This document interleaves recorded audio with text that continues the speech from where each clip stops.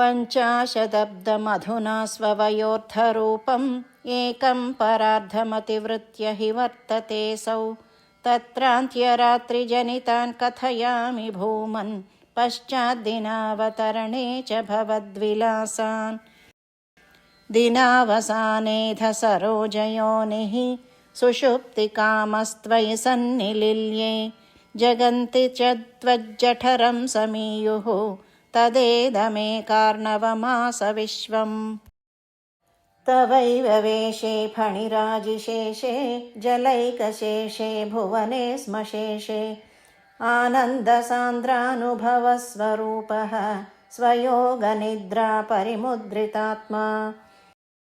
कालाख्यशक्तिं प्रलयावसाने प्रबोधयेत्यादिशता किलादौ।